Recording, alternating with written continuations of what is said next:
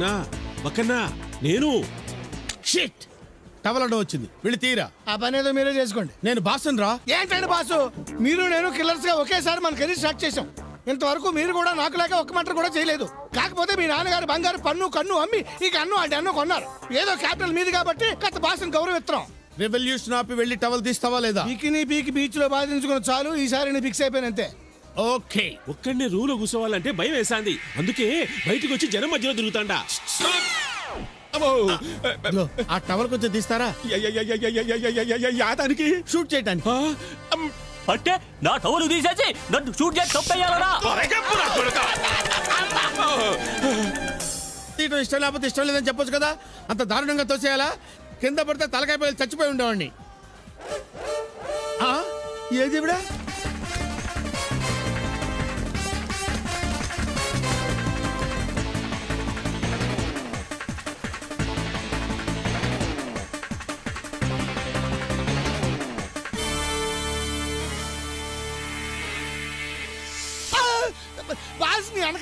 No, నాకేం చెప్పొద్దు.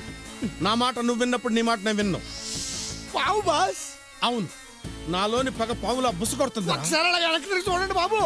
No, నేను ఇక్కడే ఫిక్స్ అయ్యాను. ఈవిడేది కరెక్ట్ గా కాల్చే టైంకి లేచిపోతుందేంటి?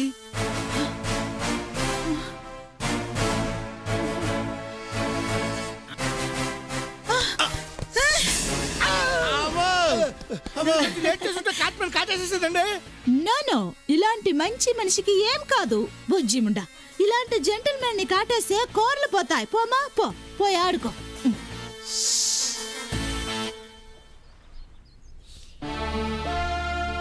మేడం, అయ్యబ్బా, ఎంత స్త్రీల మీద రెస్పెక్ట్ ఉంటే మాత్రం మరి ఇంతలా కాళ్ళ మీద పడకూడదు. లేవండి. మీరు క్షమించారంటే కానీ లేవను. అంత నేరం మీరు ఏం చేశారు? మీ ప్రాణం తీయాలనుకున్న పాపాత్ముడిని నేను. మీరు నా ప్రాణం తీయాలనుకున్నారా? No, I can't believe. నిజం మేడం, మా బాస్ వాళ్ళకి కావడం లేదు కానీ మిమ్మల్ని చంపలా కానీ సత్తనాడు.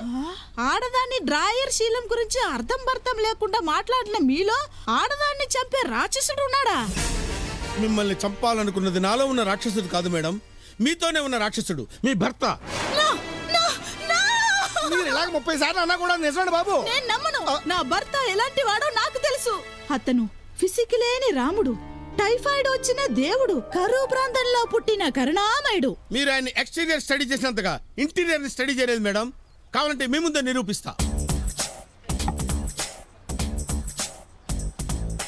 Hello, Shankar Dada RMP. బొంగులోది amp అయితే నాకేంటి కానీ ముందు నా పెళ్ళని కాల్చేవలేదో చెప్పు. కాల్చి పావు గంట అయింది. బాడీ వేడిగా ఉంది, చల్లబడకుండా వచ్చి తీసుకెళ్ళి.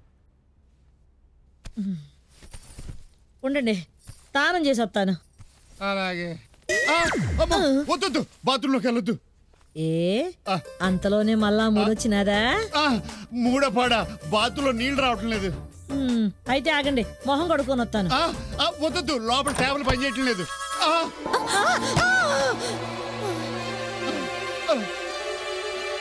ఎవతివే నువ్వు?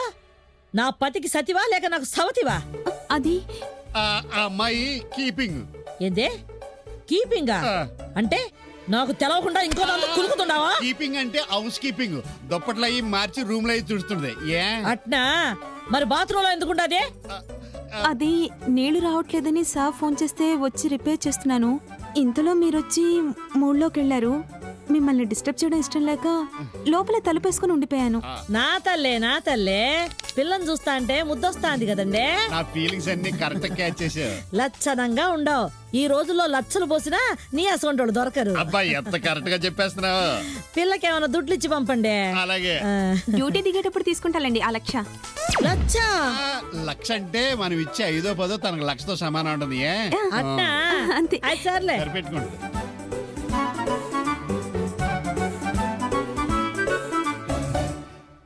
నువ్వు సడన్ గా ఎక్కడికి ఎందుకు వచ్చావు? ఆ బండ్రెడ్డి గారు పారిపోయే ఈడకొచ్చినాడు. నా ప్రాణానికి వాడు ఇక్కడికి రావాలా?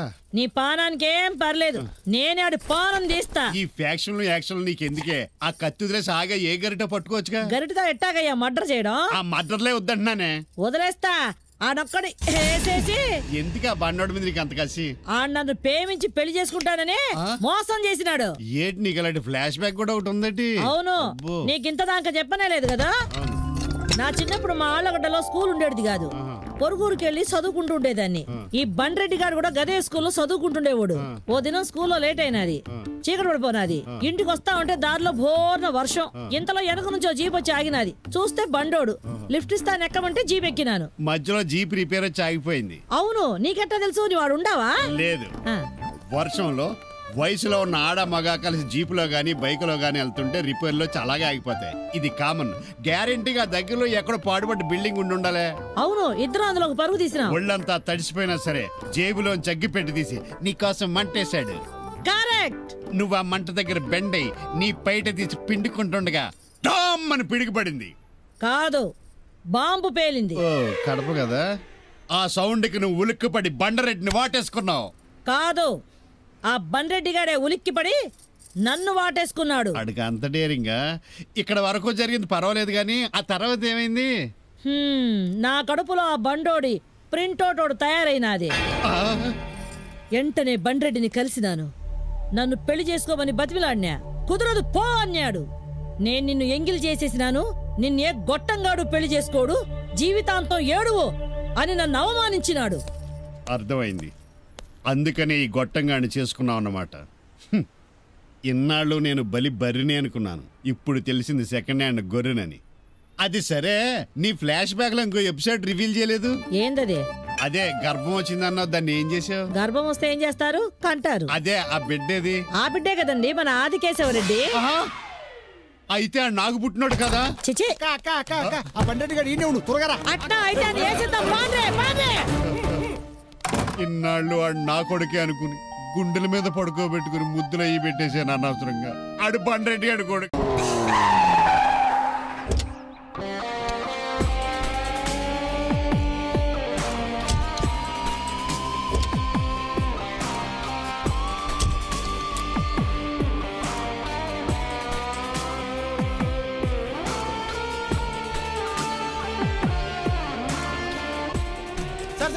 సార్ ప్రోత్సా హోటల్ లోపలికి వచ్చి మరీ అడుకోవాలా? నేను అడుక్కోవడం లేదు సార్. తాయి భాషలో ప్రోత్సా అంటే నమస్కారం. అక్కడ పెట్టడం మర్చిపోయి ఇక్కడ పెడుతున్నాను.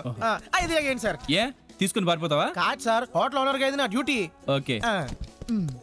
ఈ బిల్లు బాయ్ ఎక్కడ చచ్చాడో ఏంటో. Welcome to royal palace sir. Hello, ఆయన ఫారినర్ కాదు, made in Andhra. Suite room కావాలి. షూర్. పేరు సార్? తెలీదు. అరే వెరైటీగా ఉంది. హలో, నీ పేరు నాకు తెలియదు అంటున్నా.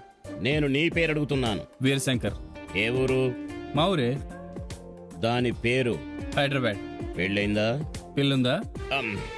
నాకే ఇంకా పిల్లలు లేరు. ఏ ఏదైనా డిఫెక్టా?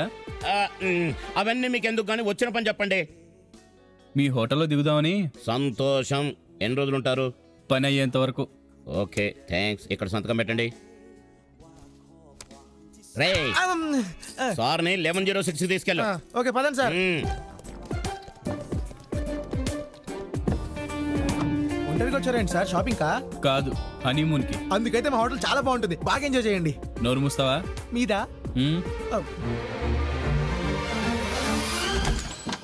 రండి సార్, ఇదే సార్ మీ రూము. రండి, ఇదే సార్ బెడ్రూము. చా, నేను బాత్రూమ్ అనుకున్నానే. బాత్రూమ్ అది. ఇదిగా. ఇదేంటి సార్ రూమ్ రెంటా? టిప్పు.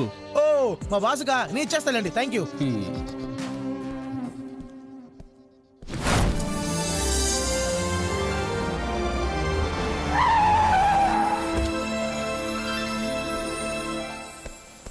Thank you.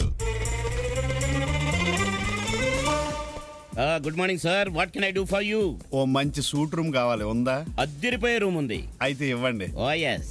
మీకు పెళ్ళైందా సార్? పొరపాటున ఒకసారి అయింది. వెళ్ళలేదు. సింగిల్ ఆక్యుపెన్సీ డబులా సార్? ఇప్పుడు సింగిలే, కొంచెంసేపు ఉన్నాక డబుల్ అవుతామండి. గుడ్. ఎన్ని రోజులు ఉంటున్నారు సార్? 3 రాత్రులు. అలా రాస్తే బాగుండదు, 3 days అని రాస్తాను. Address sir? గౌరీ శంకర్, వేట కొడవల వీధి, బాంబుల బస్తీ, కడప. అక్కడి నుంచి వచ్చారా సార్?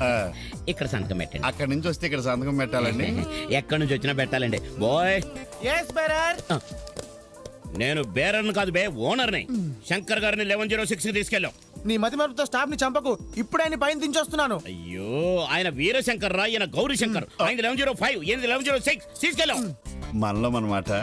మన హోటల్లో రైడింగ్లు గట్రా జరుగుతాయా? మొన్నే జరిగింది మా బాస్ మీద. మీ బాస్ మీద? ట్యాక్స్ ఎగదప్పితే ఊరుకుంటారా ఏంటి? బ్యాంకాక్ లో ఇన్కమ్ ట్యాక్స్ వాళ్ళు చాలా స్ట్రిక్ట్. నేను అడిగేది ఇన్కమ్ ట్యాక్స్ రైడింగ్ గురించి కాదు. మరి ఎవరైనా అమ్మాయిని తీసుకొని సరదాగా సరసలాడితే పోలీసులు వచ్చేస్తారే? పోలీసులు వచ్చి చేయడం ఏంటి సార్, మీరు చేయలేరా? నేను చెప్పేది ఆ చేయడం గురించి కాదు, రైడింగ్ గురించి. ఓ డోంట్ వరీ సార్, ఇక్కడ ఎవ్వరు పట్టించుకోరు. అప్పుడప్పుడు పోలీసులు కూడా మా హోటల్ రూమ్ తీసుకొని అదే పని చేస్తుంటారు. థ్యాంక్స్ బ్రదర్, మంచి ఇన్ఫర్మేషన్ ఇచ్చావు. పీస్ఫుల్ గా ఎంజాయ్ చేయొచ్చు అనమాట. అవును. Take this. ఏంటిది? టిప్పు. ఎంజాయ్. నేను ఇవ్వాల్సింది నాకు ఇచ్చాడేంటి? బ్యాంకాక్ లో ఇంతేనేమో. ఒరే గౌరిగా, ఇక నీకు అడ్డు అదుపు లేదు. రెచ్చిపో. ఆటో ఏదో వచ్చినట్టుంది, మనోడనేమో.